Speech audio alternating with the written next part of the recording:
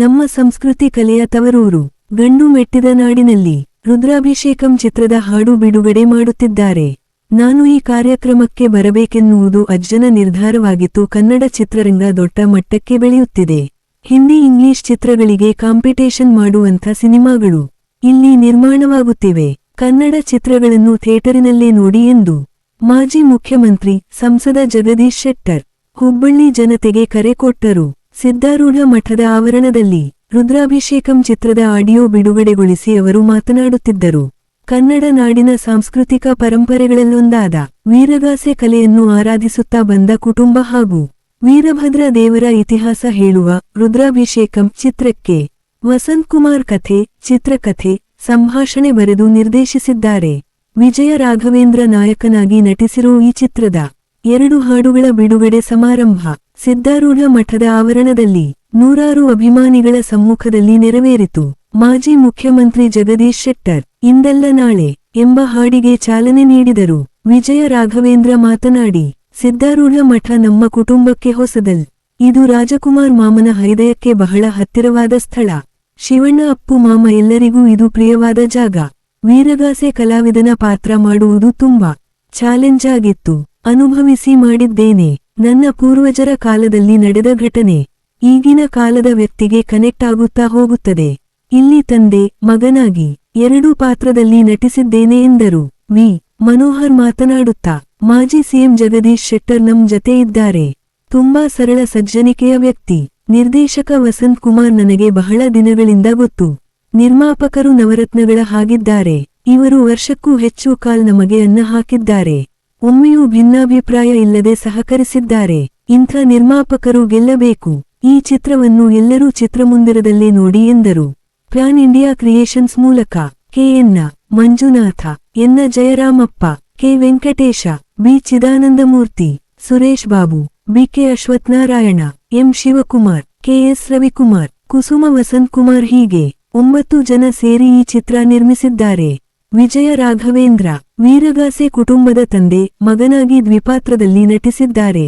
ನಾಯಕಿ ಪ್ರಿಯಾಂಕಾ ಮಾತನಾಡಿ, ಶಿವನ ಪರಮಭಕ್ತೆ ಅಲ್ಲದೆ ಹಳ್ಳಿ ಹಾಗೂ ಸಿಟಿ ಹುಡುಗಿಯಾಗಿ 2 ಗೆಟಪ್ಗಳಲ್ಲಿ ಕಾಣಿಸಿಕೊಂಡಿದ್ದೇನೆ ಎಂದರು. ನಿರ್ಮಾಪಕರಲ್ಲಿ ಒಬ್ಬರಾದ ಜಯರಾಮ್ ಮಾತನಾಡುತ್ತಾ, ಗೆಳೆಯ ವಸಂತ್ ಈ ಕಥೆ ಹೇಳಿದಾಗ ತುಂಬಾ ಇಷ್ಟವಾಯಿತು. ವಿಜಯ ರಾಘವೇಂದ್ರ ಅವರು ನಮಗೆ ಸಿನಿಮಾ ಆರಂಭಿಸಿದ ದಿನದಿಂದ ಈವರೆಗೆ ತುಂಬಾ ಸಹಕಾರ ಕೊಟ್ಟಿದ್ದಾರೆ. ಜತೆಗೆ ಸಲಹೆ ಸೂಚನೆ ಕೂಡ ನೀಡಿದರು ಎಂದರು. ನಿರ್ದೇಶಕ ವಸಂತಕುಮಾರ್ ಮಾತನಾಡುತ್ತಾ, ದೈವದ ಹಿನ್ನೆಲೆಯ ಜನಪದ ಕಲೆಯನ್ನು ನಾಡಿನ ಮನೆಮನೆಗೂ ತಲುಪಿಸಬೇಕು ಎನ್ನುವುದೇ ನಮ್ಮ ಉದ್ದೇಶ. ವಿಜಯ ರಾಘವೇಂದ್ರ ಅವರು ನಮಗೆ ತುಂಬಾ ಸಹಕಾರ ನೀಡಿದ್ದಾರೆ. ಚಿತ್ರದಲ್ಲಿ ನಾನು ಒಬ್ಬ ತತ್ವಜ್ಞಾನಿಯಾಗಿ ನಟಿಸಿದ್ದೇನೆ.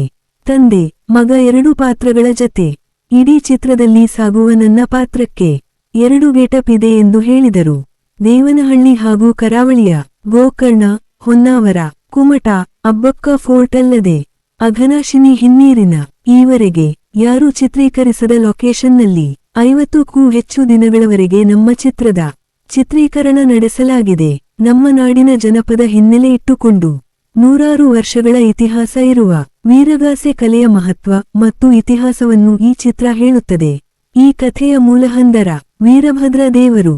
ಆತ ಹೇಗೆ ಬಂದ, ಬರಲು ಕಾರಣವೇನು ಎಂದು ರುದ್ರಾಭಿಷೇಕಂ ವಿವರಿಸುತ್ತದೆ. ಬಲ ರಾಜವಾಡಿ, ವಿ. ಮನೋಹರ್, ಮನು, ಸನತ್, ಬುಲೆಟ್ ವಿನು, ಮಮತಾ, ನವನಿತಾ ಶೆಟ್ಟಿ, ಮಂಜುಳಾ ಪ್ರಮುಖ ಪಾತ್ರಗಳಲ್ಲಿದ್ದಾರೆ. ವಿ.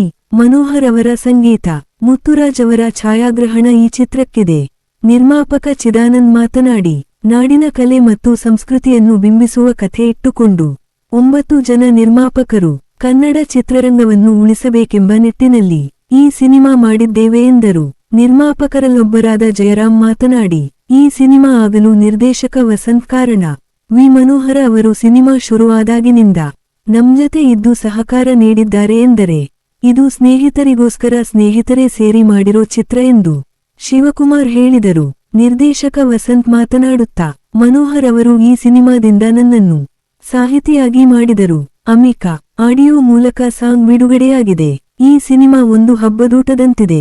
ಹಾಗಾಗಿ ತಪ್ಪದೇ ಈ ಚಿತ್ರವನ್ನು ಎಲ್ಲರೂ ಕುಟುಂಬ ಸಮೇತರಾಗಿ ನೋಡಿ, ಪ್ರೋತ್ಸಾಹಿಸಿ ಮತ್ತು ಬೆಂಬಲಿಸಿ ಎಂದು ತಿಳಿಸಿದರು. ಹುಬ್ಬಳ್ಳಿ ಧ್ವನಿ ಜೊತೆಗೆ ಲೋಹಿತ ಬಸವ. ಹುಬ್ಬಳ್ಳಿ ಜೂನ್ 16ಕ್ಕೆ ತೆರೆಗೆ ಬರುತ್ತಿದೆ. ನೋಡಿ ಹರಸಿ ಎಂದರು. ಪ್ಯಾರಡಿ ಕ್ರಿಯೇಷನ್ಸ್ ಬ್ಯಾಂಗ್ಳೂರ್ ವತಿಯಿಂದ 9 ಜನ ನನ್ನ ಸ್ನೇಹಿತರು ನಿರ್ಮಾಪಕರು ಸೇರಿ ಒಂದು ಉತ್ತರ ಕರ್ನಾಟಕದ ಹಿನ್ನೆಲೆ ಇರುವಂಥ ಒಂದು ಕಥೆಯನ್ನು ಇಟ್ಕೊಂಡು ನಾನು ಅದು ವೀರಗಾಸೆ ಅಂತ ಕಥೆಗೆ ಈ ಭಾಗದಲ್ಲಿ ಅತ್ಯಂತ ಜನಪ್ರಿಯತೆಯಾಗಿದೆ. ಆ ಕಂಟೆಂಟನ್ನು ಇಟ್ಕೊಂಡು ನಾನು ಸಿನಿಮಾ ಮಾಡಬೇಕಂತ ನಿರ್ಧಾರ ಮಾಡಿದಾಗ ನಮ್ಮ ಸ್ನೇಹಿತರು ನನಗೆ ಅತ್ಯಂತ ಸಹಕಾರ ಕೊಟ್ಟರು. ಜಯರಾಮಣ್ಣ ಇರ್ಬೋದು, ಶಿವಕುಮಾರ್ ಸರ್ ಇರ್ಬೋದು, ನಮ್ಮ ವೆಂಕಟೇಶ್ ಅವರು, ಚಿದಾನಂದ ಮೂರ್ತಿ ಅವರು, ನಮ್ಮ ಬಾಬಣ್ಣವರು ಎಲ್ಲರೂ ನನಗೆ ನೀವು ದುಡ್ಡಿನ ಬಗ್ಗೆ ಚಿಂತೆ ಮಾಡಬೇಡಿ, ಒಂದು ಕನ್ನಡದ ಒಳ್ಳೆ ಸಿನಿಮಾ ಕೊಡೋಣ.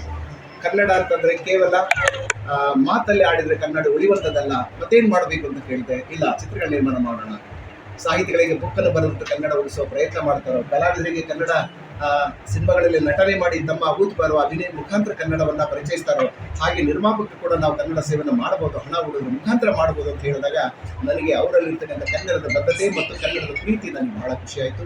ಹೀಗಾಗಿ ಈ ಚಿತ್ರದ ಕತೆ ಒಂದು ಸಣ್ಣ ಎಳೆ ನನ್ನ ಕಲ್ಪನೆಯಲ್ಲಿ ಮೂಡಿದಾಗ ಆ ಕಲ್ಪನೆಯ ನಟ ನಮಗೆ ವಿಜಯ್ ಸಾರ್ ಸಿಕ್ಕರು.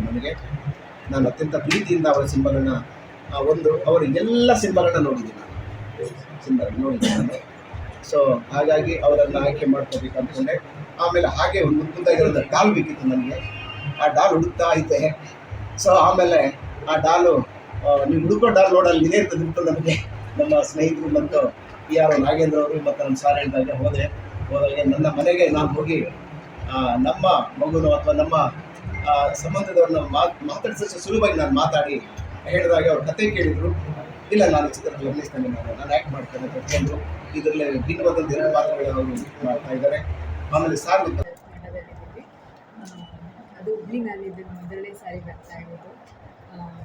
ತುಂಬ ಒಳ್ಳೆಯ ಪ್ರೀತಿ ಸಿಗ್ತಾ ಇದೆ. ಇಲ್ಲಿರೋ ಎಲ್ಲರನ್ನೂ ಭೇಟಿ ಮಾಡಿ ನನಗೆ ತುಂಬ ಖುಷಿ ಇದೆ. ಹಾಗೆ ನಮ್ಮ ಸಾಂಗ್ ಇಲ್ಲಿ ರಿಲೀಸ್ ಆಗ್ತಿರೋದು ಇನ್ನೂ ದೊಡ್ಡ ಖುಷಿ ಇದೆ. ಸೊ ನೀವೆಲ್ಲರೂ ಇನ್ನು ಮುಂದೆ ಬರೋ ನೆಕ್ಸ್ಟ್ ಮಂತಲ್ಲಿ ನಾವು ಈ ಸಿನಿಮಾನ ರಿಲೀಸ್ ಮಾಡೋ ಪ್ಲಾನಲ್ಲಿದ್ದೀವಿ. ನೀವೆಲ್ಲರೂ ಥಿಯೇಟ್ರಿಗೆ ಸಿನಿಮಾ ನೋಡಬೇಕು ಅಂತ ನಾನು ಕೇಳ್ಕೊಡ್ತೀನಿ. ನಮ್ಮೆಲ್ಲ ತಂಡದ ಮೂಲಕ ನಿಮಗೆ ನಾನು ಕೇಳ್ಕೊಳ್ಳೋದು ಒಂದೇ, ಕನ್ನಡ ಸಿನಿಮಾನ ಬೆಳೆಸಿ.